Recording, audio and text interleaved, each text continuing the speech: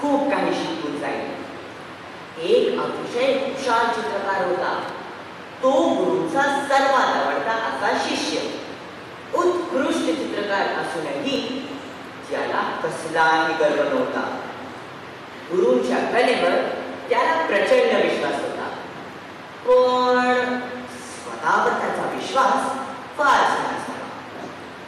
3 दिवस रक्ताचे पाणी करून तांदूळ हडपून त्याने सुंदर असे चित्र काढले. पण आपलं चित्र चांगलं झाले का हा प्रश्न त्याला कोणाला तरी विचारावासा वाटला.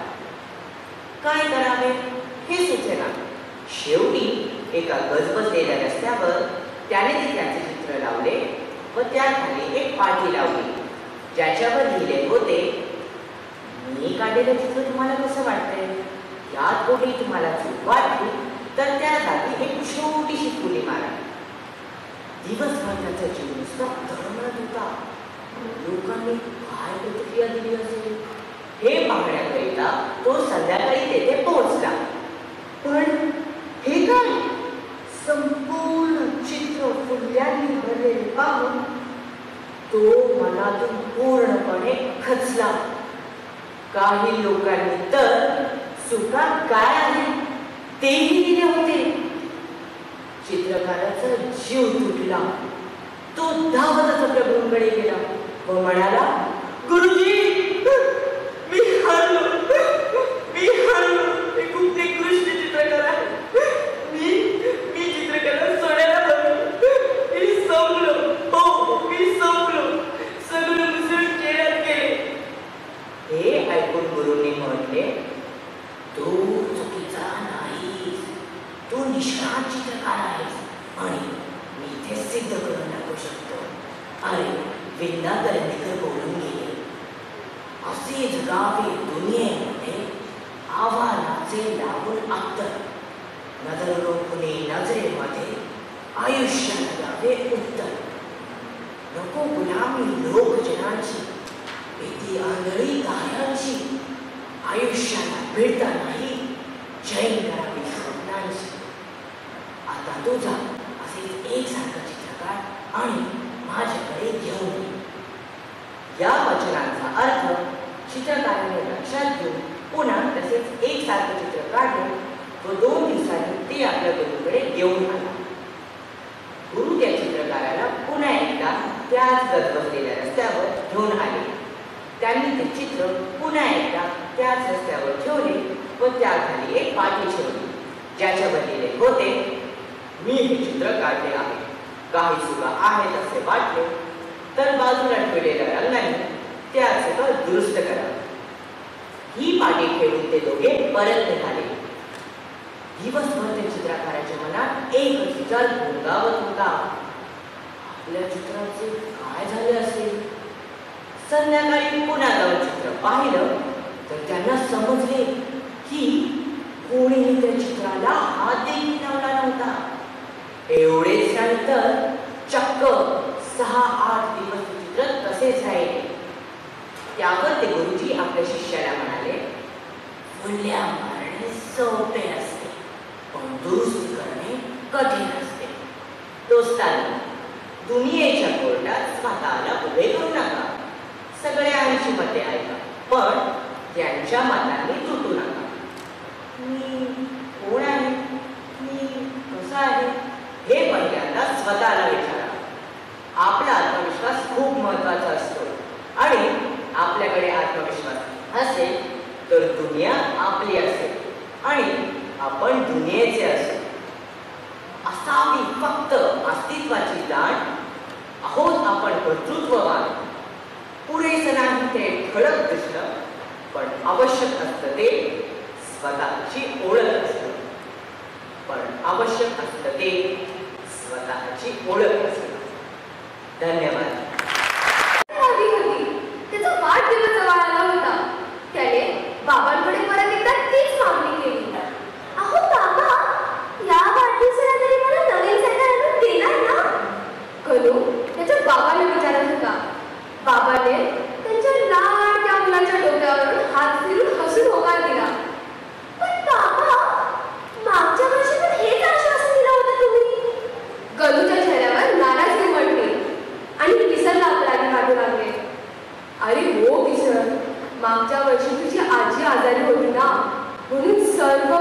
खर्च झालेले समजून घे. तेवढ्यात बाहेर मोडक्या लाकडी बाजीवर झोपलेली गणूची आजी बोलली, अरे कृष्णा, माझ्यावर का पैसे वाया घालवतोस? यापेक्षा ना माझ्या गणूला त्याची सायकल आणून दे, त्यातच मला शांती आहे. पण खरंच सगळे समजूतदार नव्हते. दारात उभे असलेल्या गणूच्या आईने उर्लीला सत्य बोलून दाखवलं. या माणसाकडून काय होणार नाहीये, त्याच्याशी लग्न करून ना आयुष्य उद्ध्वस्त करून घेतलं मी माझं. किसन एक साधा माणूस होता. जेमतेम शिक्षण, रेल्वेने प्रवास, साधी नोकरी आणि महिन्याचा पगार 10 दिवसातच संपणारा. मग राहिलेले दिवस तो उसळवारी करायचा. पण मुलाचा हसरा चेहरा पाहण्यासाठी त्याने खूप काटकसर केली होती. प्रत्येक पैशाची बचत केली आणि सर्वात महत्त्वाचं म्हणजे दुपारचं जेवण कमी करून पैसे कमवले. शेवटी सायकलीच्या किमतीएवढे पैसे त्याने कमवले. पण नशिबाने काही वेगळंच ठरवलं. रेल्वेने प्रवासात त्याला टीसीने पकडलं. त्याचा मासिक पास संपला होता. दंड 1000 रुपये. किशनने खूप विनंती केली, खूप गळावळा केली. साहेब 15 वर्ष झालं मी प्रवास करतोय, पण कधीही विना तिकीट प्रवास केला नाही साहेब. फक्त माझ्या मुलाच्या सायकलीसाठी जाऊ द्या साहेब. पण टीसी दगडासारखा कठोर राहिला. त्याला अजिबात माणुसकी नाही आली. तो त्याच्या हातातून पैसे हिसकावून निघून गेला. आता किशनच्या डोळ्यात पाणी राहिलं. तो जड पावलांनी घरी गेला. गणू दारातच उभा होता. डोळ्यात चमक, मनात आशा. बाबा कधी साय. गणू बोलता थांबला. त्याला त्याच्या बाबांच्या डोळ्यात पाणी दिसले. कितीही लहान असलं तरी बाबांच्या भावना कळत होत्या हो त्याला. तो त्यांच्या जवळ गेला आणि बोलला, बाबा तुम्हाला काय ते सांगायचं लागूनच गेलं. ते काय ना, माझी उंची फार कमी आहे आता. मग सायकलीला पाय पुरणार नाही. आणि तसं पण आमच्या बाई बोलतात की चालण्याने व्यायाम होतो. मग राहू द्या सायकल. त्याचा आवाज घाई झाला होता. त्याच्या तोंडातून शब्द फुटत नव्हते. तो पुढे बोलला, बाबा तुमच्या डोळ्यात पाणी पडणार आहे. बाबा नको आम्हाला सायकल. हे ऐकून किसनला आणि गणूला मुलगा आवडला नाही. दोघेही रडू लागले. तेवढ्यात दाराकडून एक आवाज आला. रेल्वेचा टीसी आणि दुकानदार उभे होते. त्यांच्या चेहऱ्यावर स्मित हास्य होतं आणि हातात होती तीच लाल रंगाची सुंदर सायकल जी गणूला हवी होती त्याच्या वाढदिवसासाठी. वाढदिवसाच्या खूप शुभेच्छा छोट्या. टीसी बोलला, आणि हा केक माझ्याकडून बरं का. दुकान मालक बोलला. किसनने आवाज विचारलं, साहेब तुम्ही? हो मीच. माणूस आहे मी पण. थोडी माणुसकी आहे माझ्यात पण. तुमच्या डोळ्यावरचं सत्य वाचलं आणि का कुणास ठाऊक मला अपराधी वाटू लागला.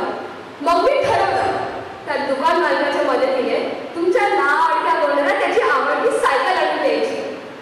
किसन गही करला. त्याला कळले की जगात अजूनही माणुसकी जिवंत आहे. त्याच्यासाठी खूप मोठ्या गोष्टी होती. सर्वांनी केक कापला. टाळ्यांच्या गजर झाल्या आणि गणूने जसं दाराकडे पाहिलं त्याची तीच लाल रंगाची सुंदर सायकल उभी होती. त्याच्यासाठी, त्याच्या बाबांसाठी आणि खरंच माणुसकीच्या विजयासाठी. ते म्हणतात ना, रक्ताचे नसले तरी नातं जगता येते. रक्ताचे नसले तरी नातं जगता येते. हेच माणुसकी शिकवते. स्वार्थापेक्षा प्रेम दिलं की हृदय जिंकता येते. धन्यवाद. भविष्यती असा तो सोहळा, डोळ्यांचं पारणं फेडणारा तो सोहळा, तब्बल 9 दिवस चाललेला तो सोहळा इतिहासातलं एक सुवर्ण काळच. घरोघरी दिव्यांची आरास केली गेली. दारी तोरणं थडली, रांगोळ्या सजल्या. सर्वत्र आनंदी आनंद होता. त्याला कारणही तसंच होतं. जिजाऊ साहेबांच्या प्रेरणेने आणि आशीर्वादाने शिवराज्याभिषेकाचा सोहळा रायगडावर पार पाडला जाणार होता. रायगड तर वेगळ्या दिमाखातच सजला होता. जणू दसरा दिवाळीच. परंपरेनुसार 32 शकुनांनी महालाचे दालन सजवले गेले. खास काशीहून गागाभट्ट नावाच्या पंडितांना बोलवले होते. त्यांच्या मार्गदर्शनाखाली हा सोहळा पार पाडला जाणार होता. अभिषेकासाठी 7 पवित्र नद्यांचे पाणी आणले होते. पैठण राणी सोयराबाई समंत्रक लग्नविधी करून राज्याभिषेक विधी सपत्नी करण्यास सज्ज झाल्या होत्या. युवराज संभाजीराजे सोबतच होते. शनिवार दिनांक 6 जून 1674 पहाटे शिवरायांच्या राज्यारोहणाचा मुहूर्त होता. पहाटेपर्यंत मंगलविधी सुरू होता.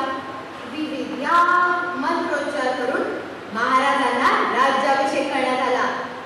अष्टप्रधान व थोर थोर ब्राह्मणांनी स्थळी स्थळीची उदके करून सुवर्ण कलशपात्री अभिषेक केला.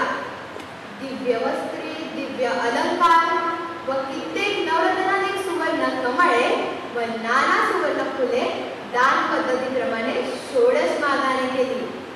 सिंहासनास अष्टखांब जडित केले.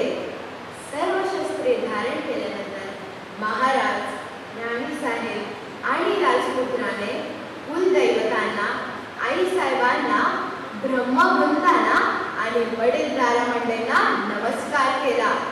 यानंतर कोदंडधारी महाराज राज्यसभेकडे निघाले. सुवर्णदंड घेतलेले प्रतिहारी, अष्टप्रधान व चिटणीस यांच्यासह महाराजांनी राज्यसभेत प्रवेश केला. गागाभट्ट आणि इतर पंडित मोठमोठ्या आवाजात वेदमंत्र म्हणत होते. त्या प्रचंड वेदघोषात महाराज सिंहासनाला पदस्पर्श न होऊ देता त्यावर स्थानापन्न झाले आणि स्वराज्याचे स्वप्न खऱ्या अर्थाने साकार झाले. रायगड किल्ल्यावरून तोफांची सलामी देण्यात आली. मंगलवाद्यांच्या जल्लोषामुळे स्वराज्यातील वातावरण मंगलमय झाले होते. राज्याभिषेक संपन्न झाल्यानंतर रायगड किल्ल्याबरोबरच संपूर्ण स्वराज्य आनंदाने, उत्साहाने व चैतन्याने भारले गेले होते. सिंहासनाधीश्वर महाराजाधिराज श्रीमंत श्री श्री छत्रपती शिवाजी महाराजांचा सर्वत्र जय जयकार सुरू होता. धन्यवाद. खुद्द छत्रपती शिवाजी महाराज स्थळ कोकणातील या निर्जन बेटावर का आले आहेत याची उत्सुकता सगळ्या गावकऱ्यांना लागली होती. अरबी समुद्रात स्वराज्याचा धाम निर्माण करणाऱ्या सिंधुदुर्गाचे भूमिपूजन झाले होते. स्वराज्याचे बांधकाम प्रमुख हिरोजी इंदुरकर यांनी आखलेल्या नकाशाप्रमाणे किल्ला उभारला जात होता. हजारो पात्रवट खपत होते. छत्रपती शिवाजी महाराजांच्या स्वप्नातील अजिंक्य जलदुर्ग उभारण्यासाठी कोणी कमतरता राहणार नाही याची काळजी हिरोजी इंदुरकर घेत होते. किल्ला पूर्ण होईल तोपर्यंत 1 कोटी होड खर्च झाले होते. महाराज औरंगजेबाच्या कैदेत होते तेव्हाही हे बांधकाम थांबले नाही. वर्षांनी म्हणजे 1667च्या हनुमान जयंतीला किल्ला बांधून पूर्ण झाला. महाराज किल्ला बघून हर्षित झाले. 84 पदरात अशी जागा नाही. या दुर्गामुळे स्वराज्याकडे डोळे वर करून पाहण्याची हिंमत इंग्रज, पोर्तुगीज पासून सिद्धी आदिलशाहापर्यंत कोणाचीच होत नव्हती. किल्ला उभारणाऱ्या प्रत्येक पात्रवटास बक्षिसी देण्यात आल्या. त्यांचा नायकाला वस्त्र, सोन्याचा कडा देण्यात आला. हे सारे झाल्यावर छत्रपती शिवाजी महाराज हिरोजी इंदुरकरांकडे वळले. ते म्हणाले, तुम्हाला काय हवंय? इंदुरकर या क्षणाची वाटच पाहत होते. त्यांनी एक तबक मागवले. त्यात चून, खडी व रस्त्याचे मिश्रण ठेवले होते. त्यांनी राजांना विनंती केली, महाराज, आपण या किल्ल्यावर सदैव असावे अशी सगळ्याची इच्छा आहे. दुर्गावर येणाऱ्या प्रत्येकाला आपल्या चरणकमलाचे दर्शन व्हावे हेच आमचे बक्षीस. महाराज जबाब झाले. त्यांनी इंदुरकरांची इच्छा मोडली नाही. छत्रपती शिवरायांचा उजव्या आणि डाव्या पायाचा ठसा देण्यात आला. आजही त्याचे दर्शन सिंधुदुर्गवरती प्रत्येकाला घेता येते. काही वर्षांनी रायगड किल्ला बांधण्याची जबाबदारी राजांनी हिरोजींना सोपवली. हिरोजी इंदुरकरांनी किल्ला निम्म्यावर बांधण्यात आणला आणि पैसा संपला. हिरोजी इंदुरकरांना समजेना, महाराजांनी तर जबाबदारी टाकली आहे, किल्ला तर पूर्ण केलाच पाहिजे, मात्र पैसा शिल्लक नाही. हिरोजी इंदुरकरांनी किल्ल्याचे अधिकार पूर्ण केले आणि आपला राखा वाडा, आपली जमीन विकली. बायकोसह रायगडावर आले. झोपडी टाकून टाकू लागले व मराठाची राजधानी बांधून काढली. महाराज आल्यावर महाराजांना कळले की हिरोजींनी किल्ला कसा बांधला. राज्याभिषेकावेळी महाराजांनी हिरोजींचा सत्कार केला. यावेळी महाराज म्हणाले, हिरोजी, तुम्ही राजधानीचा गड बांधला, बोला तुम्हाला काय हवंय. यावेळी हिरोजी मान झुकवून म्हणाले, महाराज, पूर्ण स्वराज्य तुम्ही आमच्या पदरात टाकले, आम्हाला आणखी काय हवंय. महाराज म्हणाले, नाही हिरोजी, तुम्ही काहीतरी मागितलेच पाहिजे. हिरोजी तुकर म्हणाले, महाराज, एक विनंती आहे. या रायगडावर आम्ही जगदीश्वराचे एक मंदिर बांधले आहे. त्या मंदिराच्या एका पायरीवर आमचे नाव करण्याची अनुमती द्यावी. महाराजांना कळे ना, हे कसले मागणे. वदनदारी नाही मागितली, पाटील नाही मागितली किंवा देशमुखी नाही मागितली, मागून मागून मागितली काय दगडावर नाव करण्याची अनुमती. महाराजांनी विचारले, हिरोजी असे का. यावर हिरोजी तुकर बोलले, राजे, आपण जेव्हा रायगडावर असाल तेव्हा जगदीश्वराच्या दर्शनाला आहात, तेव्हा तेव्हा तुमची पावले त्या पायऱ्यांवर पडतील. आणि महाराज, जर त्यातल्या एका पायरीवर आमचे नाव असेल तर तुमची पायाची धूळ सतत माझ्या नावावर म्हणजेच माझ्या मस्तकावर अभिषेक करत राहील. एवढे भाग्य फक्त पदरात टाका की तुमची पायाची धूळ सतत माझ्या मस्तकावर अभिषेक करत राहील. ही सेवेची पायरी रायगडावर आजही जगदीश्वराच्या मंदिरावर आहे आणि त्यावर लिहिले गेले आहे, सेवेच्या ठाई तत्पर हिरोजी इंदुलकर, हिरोजी इंदुलकर. धन्यवाद.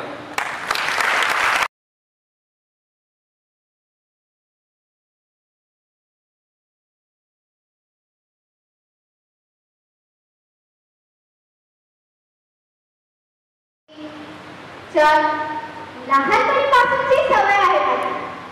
1 2 3 4 5. शी, इतर मी मगाशी बोलते. बघताय काय, मी खूप हुशार आहे. मला तर शून्याचा पाडा सुद्धा म्हणता येतो. म्हणून टाकू शून्य की शून्य, शून्य शून्य शून्य शून्य शून्यचं नाही म्हटले तरी शून्याचा पाडा किती कठीण असतो ना.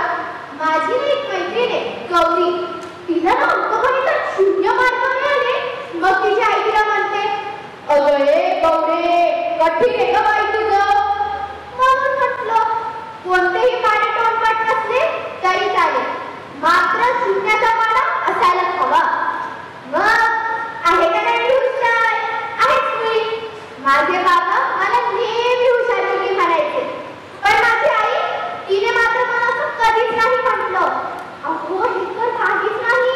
एकदा इंग्रजीमध्ये आउट ऑफ साठी फक्त एक मार्क कमी होता. तर मला म्हणते कशी, अगं तो शेजारचा अशोक गणित आणि इंग्रजीमध्ये नेहमी त्याला माहितीचा पैकी मार्क असतात आणि तुला काय झालं. मी तिला म्हटलं, ए आई, जरा मला 17चा पाडा म्हणून दाखव गं. आजवर घालले नसतील ते सगळे फटके तिने एकदाच खाऊ घातले. माझे बाबा तसे नाही बरं का. माझे बाबा मला सगळ्या गोष्टी खूप प्रेमाने समजून सांगतात. हो, पण वेळ मात्र कमी आहे. अहो, काय करणार ना, तुझं कामच केवढे असते. ते कधी इथे असतात तर कधी तिथे. पण ते जेव्हाही माझ्यासाठी घरी येतात ना, त्यांची आणि माझी दंगा मस्ती करण्याची फेवरेट जागा म्हणजे हे आमचं हे टेरेस. इथेच बसून आम्ही खूप गप्पा मारतो.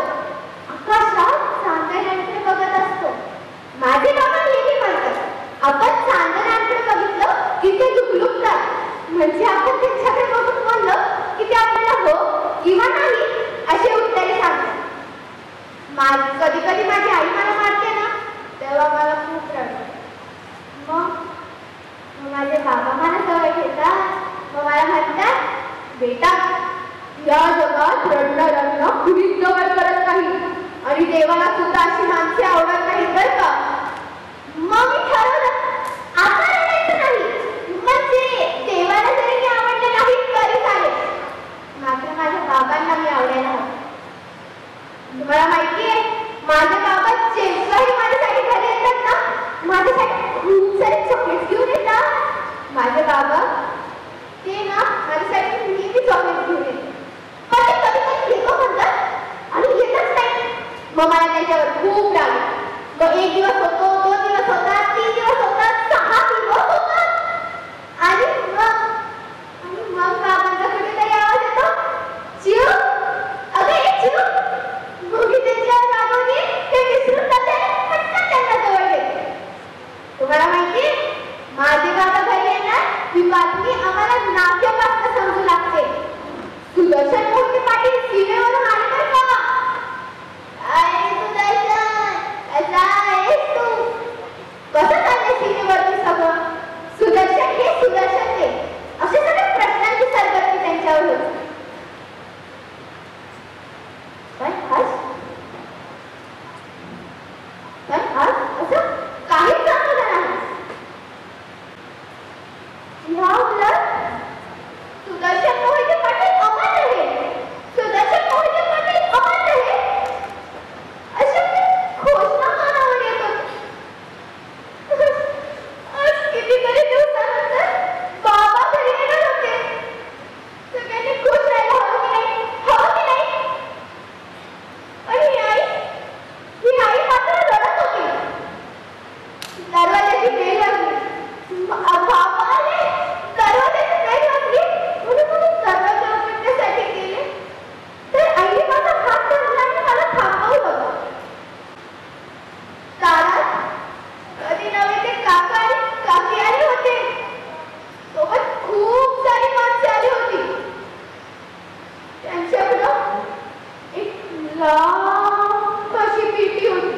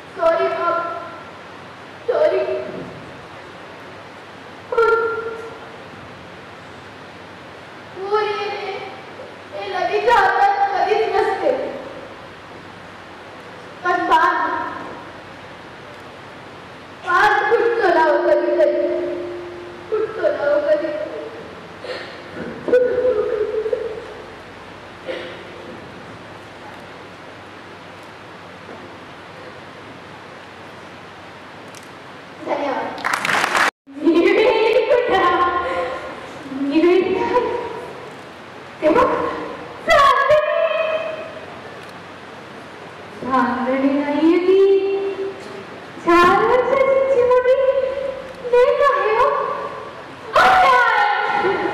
अन्याय झाला तिच्यावर. या नराधामात करून आले आहे एका 4 वर्षाच्या चिमुरडीवर. हो काय काय म्हणताय? मी वेळी नाहीये माझ्या राष्ट्रात आणि माझ्या देशात. माझा लेख मोठा साहेब आहे. माझी मी खूप खेळते त्यांच्याबरोबर. घोडाघोडी पकडापकडी. हे राजा तुम्हाला या वृद्धाश्रमात नको टाकू. नको टाकू नको टाकू. काल ना काल काहीतरी झालं रे. काल तुझे बाबा गेले. पण तू त्याला करायला नाही आला रे.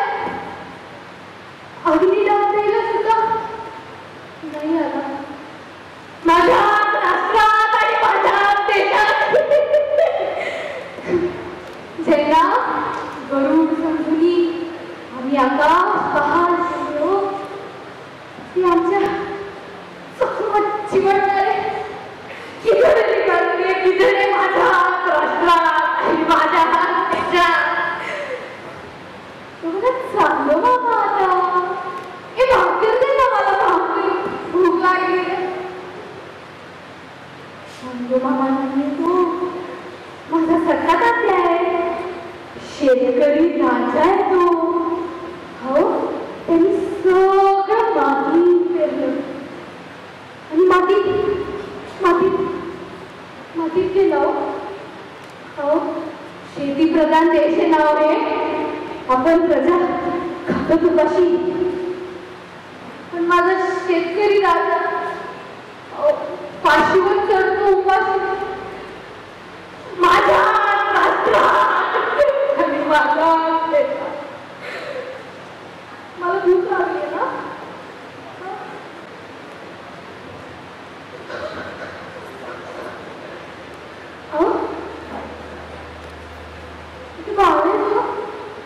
लहान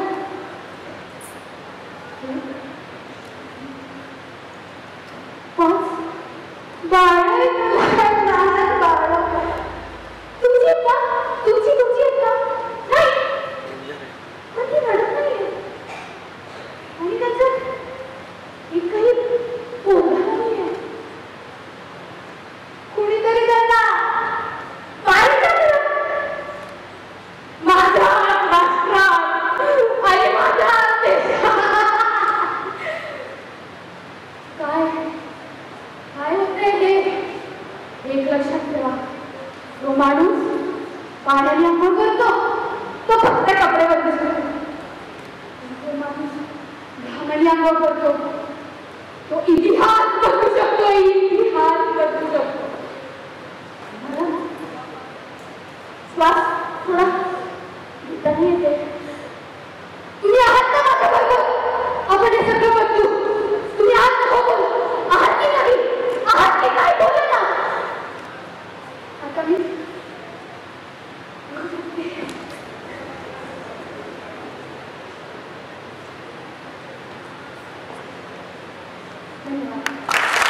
उभेवर कर्कटावर चिटेवरी अरे अरे शंकरा अरे कसली गाणी म्हणतोस?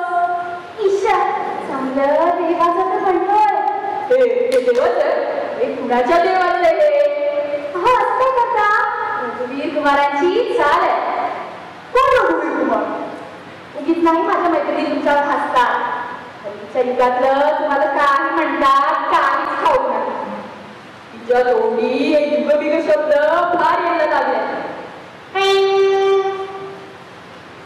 अरे ती सतार कोणाची? अहो ती सतार ही तंबोरा आहे ना. सतार काय आणि तंबोरा काय अर्थ एकच. तारच नागीत बसला ना. पण आपलं बरी कोणी आणलं हे ना?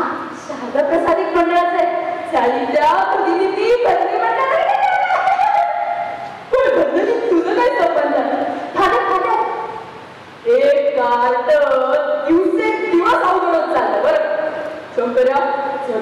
फादर मी म्हटला मुस्काटीतच मारी.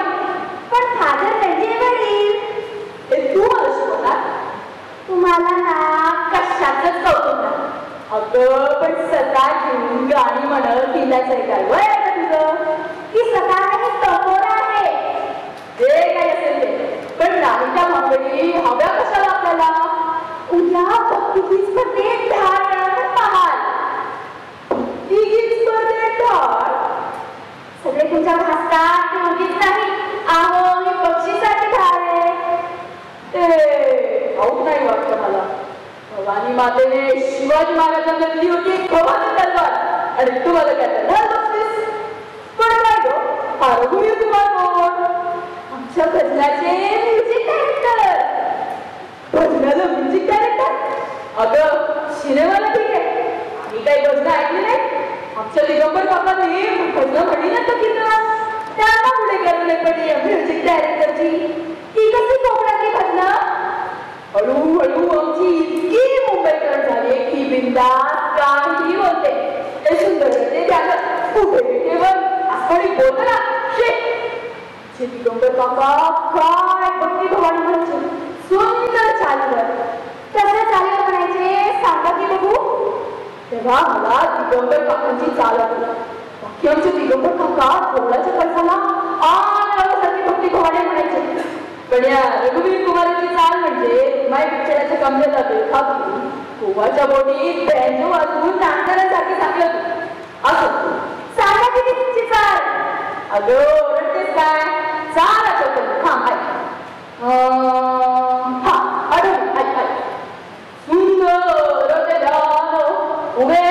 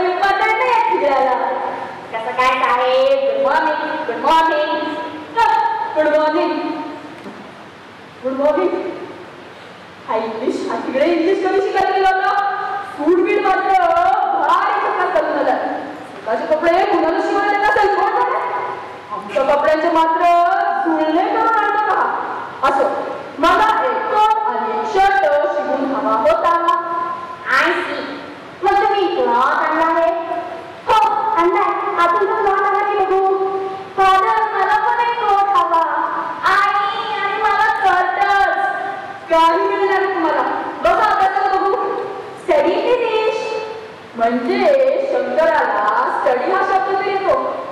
दोन इंग्लिश शब्द शिकून येतात कोण जाणार? राहू द्या मी सांगा. सुंदर ते ध्यान उभी ठेवण करत दावण ठेवण wow very good very good. काय व्हेरी गुड? काय नाही आतमध्ये तुमच्या मिसेसच म्युझिक म्हणतात का? हो त्यात काय होतं? काय नाही हो तुमच्या मिसेसचा नाम मेघ फार छान. काय छान आहे? मेघ मेघ तुमच्या मिसेसचा नाम मेघ फार छान. हो आमच्या मिसेसचा मेघ फार छान. असं ते तिकडे तुम्ही खाऊ द्या. आमचे मापत होता का? हो येतो की आहे. तुमच्याकडे जुनागड माहिती का? ते काय हो मेजरमेंटला पडपडे मेजरमेंट अजून काहीच नाही हो. रविवार असल्यामुळे माझा एकूण रेकॉर्ड बाहेरून गाड्याला टाकला होता. नाही झाला की साहेब थोडाच वेळ. बरं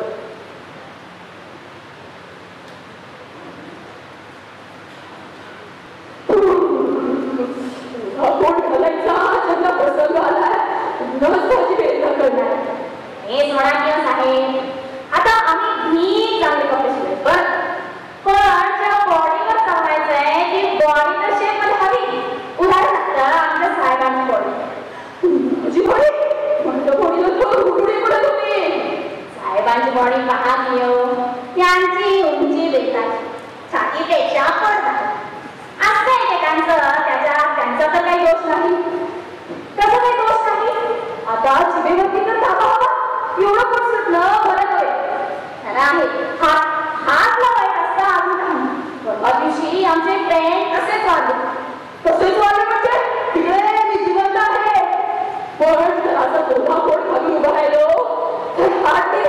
निमोनिया ही नक्कीच मरेल.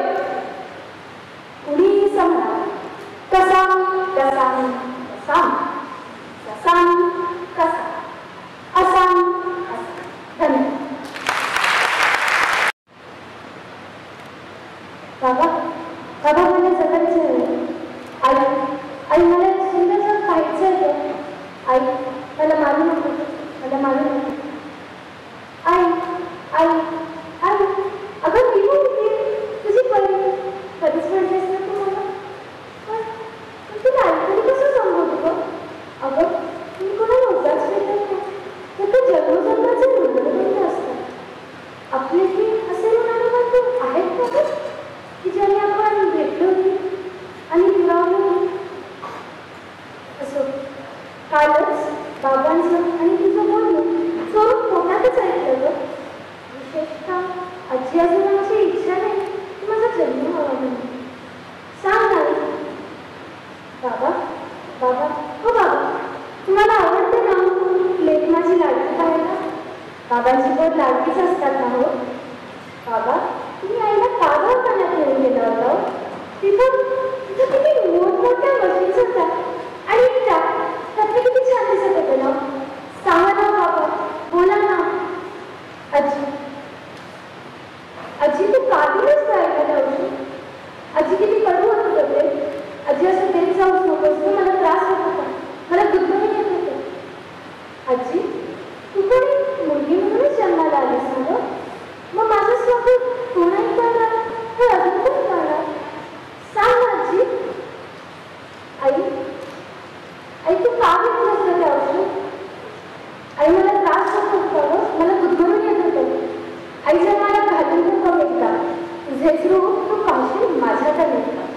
मी मुलगी बहीण पत्नी तर कोणाची आई. मग मला गर्भात मारण्याची का गं तुला घाई. सांग ना आई का गं तुला घाई. आई मला समजते तुझी कोणी तुझी दुश्मन पण मी मुळीच देणार नाही ना गं. ह्याचा जर तुम्ही अजिबात त्रास देणार नाही. मला मला नवीन कपडे नको. मी त्यांचे जुने कपडे घाल. शाळेत जाईल त्याची जुनी दप्तर वापरून त्याची जुनी खेळी खेळ. मी खूप मोठी होऊ शिकू आणि माझ्या मुलग्याची तयारी करेल. बाबांना जरा सुद्धा त्रास होऊ देणार नाही.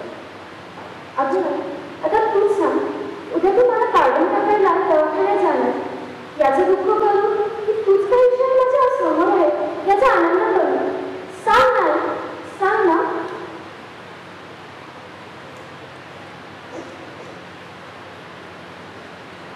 नुसतं स्त्रीभ्रूणात्य थांबून काय होणार. मुलींची संरक्षणाची जबाबदारी घेणार तरी कोण. अशा वेळी मला गजल आवडतं. या झोपलेल्या मनातला हाल आहे माझ्या अस्तित्वाशी. विचारायचं आहे माझ्यातल्या असिफाला आणि रेणुकाला सुद्धा की आजपर्यंत आपण नटलो त्यात आपण खरंच समाधानी आहोत का. नाही ना. अगं आपली आत्मशक्ती हाच आपला अलंकार. चला बाबा मोडून टाकूया अन्याय अत्याचारी मंडळ. काढून टाकूया अंगावरील अलंकार म्हणजेच बंधनाचा साज. तर आता लढायचं नाही तर आता लढायचं. ऐक मुली तुला सांगते ऐक मुली तुला सांगते पिंजऱ्यातच आता पडपडू नकोस. ऐक मुली तुला सांगते पिंजऱ्यातच आता पडपडू नकोस. हे टुलून तुरडू नकोस. हे टुलून तुरडू नकोस. या जमान्यातल्या दुर्योधनाच्या अवलादींची कमी नाही. या जमान्यातल्या दुर्योधनाच्या अवलादींची कमी नाही. वाचवायला येईल कृष्ण कोणी याची सुद्धा हवी नाही. वाचवायला येईल कृष्ण कोणी याची सुद्धा हवी नाही.